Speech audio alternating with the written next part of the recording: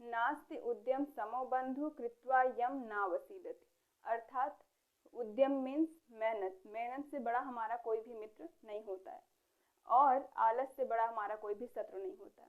तो आपको क्या करना है, आपको आलस्य का त्याग करके मेहनत को अपने अंदर लेके आना है और आपको मेहनत करना है। तो मैं अनुष्का शुक्ला और आज मैं आपको बताने जा रही हूँ inverse of matrix. Last lecture में हमने देखा था एडजॉइंट ऑफ मैट्रिक्स, जो कि बहुत ही सिंपल होता है, कैलकुलेशन उसमें ज़्यादा होती है लेकिन सिंपल होता है। तो आज हम देखेंगे इनवर्स ऑफ मैट्रिक्स। अगर आपने नहीं देखा है एडजॉइंट ऑफ मैट्रिक्स तो आप पहले उसको देखिए, क्योंकि इनवर्स में हम एडजॉइंट का यूज़ करते हैं। तो अगर किसी भी मैट्रिक्स का इनवर्स फाइंड आउट करना हो तो सबसे पहली बात हमें क्या देखनी होती है। देखिए, सबसे पहली बात आपको ये नोट करनी है कि हम इनवर्स फाइंड आउट कैसे करते हैं। कोई भी मैट्रिक्स अगर हमारे पास गिवन है तो हम क्या करेंगे, उसका इनवर्स कैसे फाइंड आउट करेंगे। अगर हमारे पास कोई मैट्रिक्स ए गिवन है तो इसका इनवर्स क्या होगा, A inverse. Inverse of A is, हम इस तरीके से लिखते हैं, inverse of A is, inverse of A is denoted by A inverse.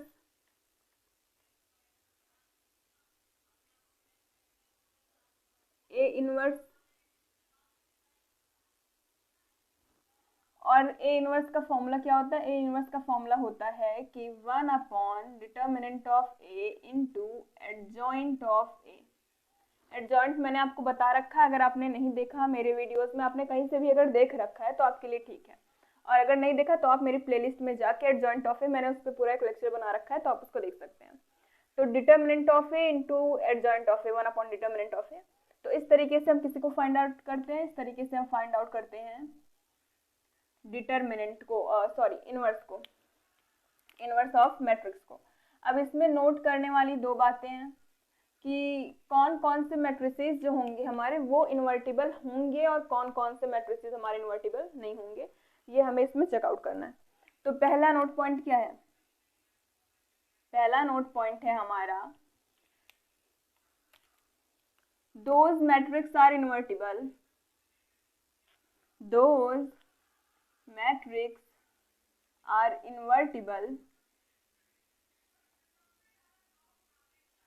whose determinant, जैसे हम मानते हैं कि वो मैट्रिक्स हमारा क्या है, ए मान के अगर हम चलें तो ए जो है वो इन्वर्टिबल कब होगा, जब determinant of A is not equals to 0।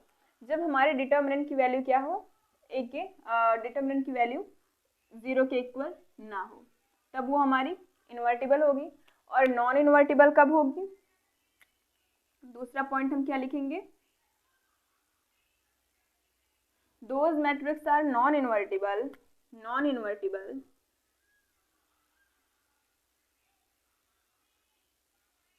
whose determinant of that matrix, अगर हम मानते हैं A ही है या फिर B मानते हैं, B इज इक्वल्स टू 0, जिसके डिटर्मिनेंट की वैल्यू 0 के इक्वल हो जाएगी, उसे हम क्या बोलेंगे कि वो इन्वर्टिबल नहीं है। इसको मैंने आपको लास्ट लेक्चर में बताया था कि मैंने इसको आपको सिंगुलर और नॉन सिंगुलर करके मैंने आपको बताया था। तो ये एकदम बेस्ट फॉर्मेट है लिखने का, invertible and non invertible, right. तो अभी ऐसा कंडीशन हमारे पास आया क्यों कि हमारा mod A, sorry determinant of A जो है वो इक्वल नहीं होना। अगर हम इधर भी लें डिटर्मिनेंट ऑफ ए अगर हमारा इक्वल हो गया तो किस वजह से उसका जो इन्वर्स है नहीं निकलेगा, और अगर इक्वल नहीं हुआ तो किस वजह से उसका इन्वर्स निकलेगा। तो ये बात मैं आपको बता दूं, क्योंकि है यहाँ पे 1 अपॉन ए, राइट, 1 अपॉन में डिटर्मिनेंट ऑफ ए है। अगर हम डिटर्मिनेंट ऑफ ए की वैल्यू को क्या पुट करें, 0 पुट करने पे क्यों नॉन इन्वर्टिबल होगा मैं आपको ये बता रही हूँ। तो अगर हम उसके डिटर्मिनेंट की वैल्यू को यहाँ पे 0 पुट करें तो ये हो जाएगा 1/0, और 1/0 क्या होता है, इन्फिनिटी। क्या होता है हमारा 1/0, इन्फिनिटी होता है। तो किसी भी मैट्रिक्स का इन्वर्स कभी इन्फिनिटी हो सकता है क्या, बिल्कुल नहीं होगा।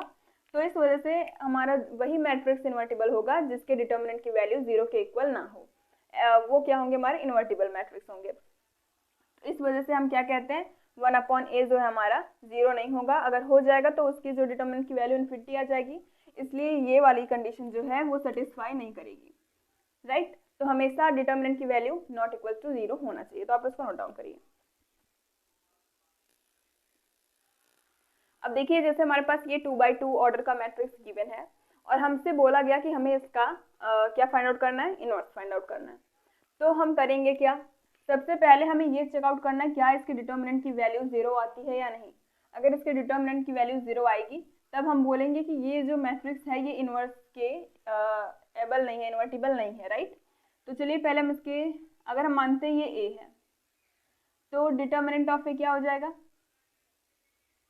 3 2 जा 6 माइनस 4 2 जा -8। इसकी वैल्यू क्या आ जाएगी, 6 + 8 = 14। ये इन्वर्टिबल है क्योंकि mod of determinant of A is not equals to 0 है। तो क्या करेंगे हम, 14 इज नॉट इक्वल्स टू 0। तो अब क्या करेंगे, इसके डिटर्मिनेंट की वैल्यू हमने निकाल ली, अब हमें एडजॉइंट फाइंड आउट करना है। तो एडजॉइंट में मैंने आपको क्या बताया था कि हम इस वाले टर्म को इंटरचेंज करेंगे और इसकी साइन भी चेंज करेंगे।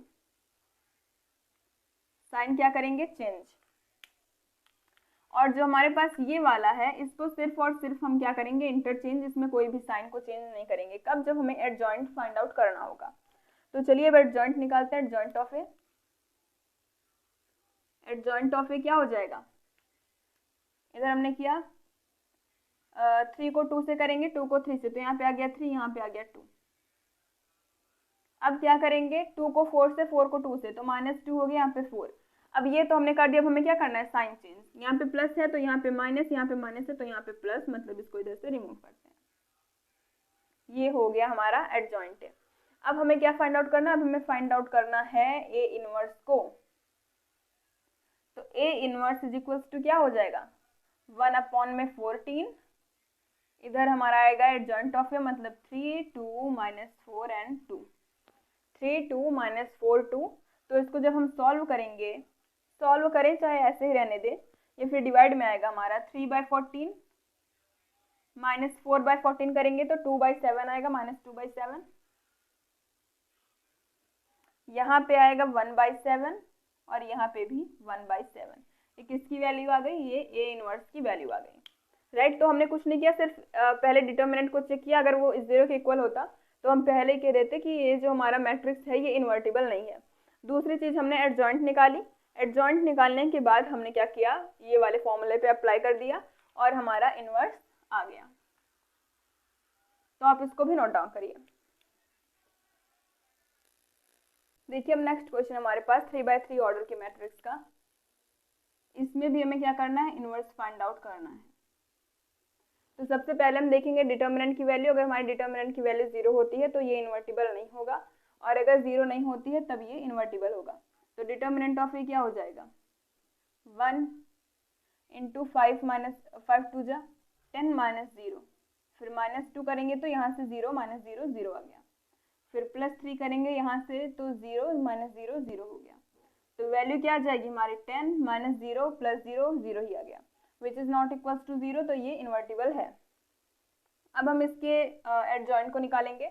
उसके लिए हमें क्या करना पड़ेगा, हमें उसके माइनर को फाइंड आउट करना पड़ेगा। तो a11 के लिए क्या हो जाएगा, 1, और इसका m11 क्या हो जाएगा, 5 2 जा 10 -0 मतलब 10, और a11 क्या हो जाएगा, -1 की power 2 × 10 which is equals to 10। फिर a12 क्या होगा, a12 है हमारा 2, तो m12 हो जाएगा हमारा, हमें पहले रो और दूसरे कॉलम को छोड़ना पड़ेगा, तो ये हो जाएगा 0। तो a12 भी क्या हो जाएगा हमारा 0। अगर -0 होता है तो उसका एडजॉइंट भी 0 होगा। और a13 क्या है हमारा, a13 है 3, तो m13 क्या हो जाएगा, पहले रो और तीसरे कॉलम को हम छोड़ेंगे तो 0 -0 क्या आ गया, 0 हो गया। तो इसका एडजॉइंट भी क्या हो जाएगा, 0। अब आ गए a21 पे। a21 है क्या हमारा 0।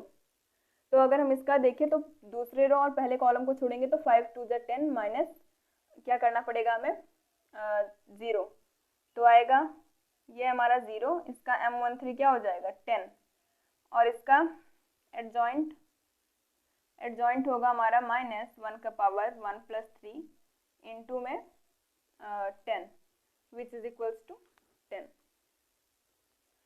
अब आ गए हम a22 पे।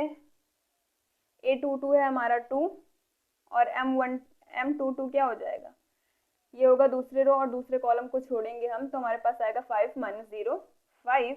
तो A22 इज इक्वल्स टू -1 की power 2 + 2 × 5 which is equals to 5। फिर A23 पे आ गए, A23 पे आ गए तो ये है 4, तो हम दूसरे रो और तीसरे कॉलम को छोड़ेंगे तो क्या आएगा 0। M23 की वैल्यू क्या आ गई हमारी 0, तो A23 ऑल्सो 0। अब हम देखेंगे A31 क्या है हमारा 0, तो M31 क्या हो जाएगा, पहले रो और तीसरे कॉलम को छोड़ेंगे तो 4 2 जा 8 माइनस 4 2 जा 8 माइनस 3 2 जा 6, तो वैल्यू कितनी आ गई हमारे पास 2। 4 2 जा 8 माइनस 6 वैल्यू 2 आ गई। अब हम क्या देखेंगे A31, इसकी वैल्यू क्या होगी -1 का power 4 × 2 which is equals to 2। अब हम देखेंगे किसका A32 का, A32 भी है हमारा 0।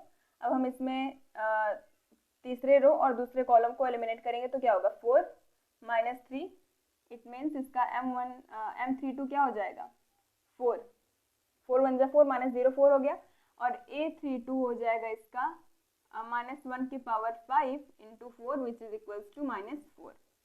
अब A33 क्या हो जाएगा, A33 हमारा 5, और जब हम तीसरे रो को और तीसरे कॉलम को एलिमिनेट करेंगे तो हमारे पास 2 - 0 2 आएगा, तो M33 इज इक्वल्स टू 2।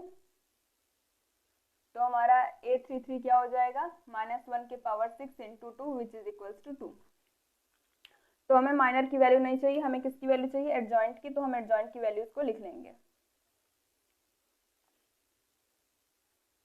लेकिन किस तरीके से लिखेंगे, देखिए एडजॉइंट ऑफ ए क्या हो जाएगा, एडजॉइंट ऑफ ए हो जाएगा हमारा, हम रो को किस में चेंज करेंगे कॉलम में, जैसे इसमें जो हमारा रो को डिनोट कर रहा है वो कॉलम को डिनोट करेगा और जो कॉलम को कर रहा है वो रो को, तो इसमें रो और कॉलम दोनों हमारा 1 है तो 10 यहाँ पे आएगा।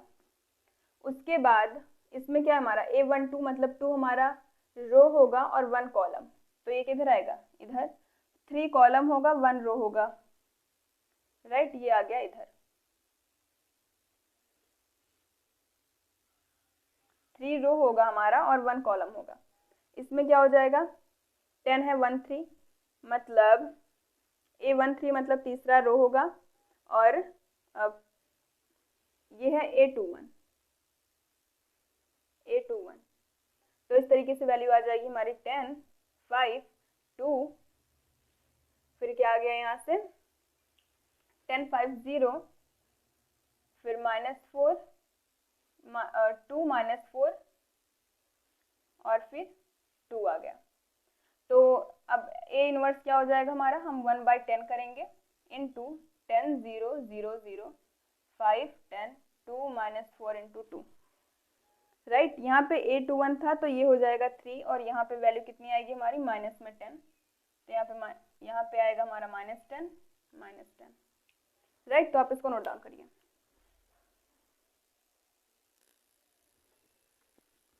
तो स्टूडेंट्स आज की वीडियो में बस इतना ही, मिलते हैं आपसे नेक्स्ट वीडियो में, और वीडियो आपको कैसी लगती है कमेंट करके बताइएगा, एंड शेयर करिएगा अपने फ्रेंड्स में। Subscribe for more videos also. Thanks for watching.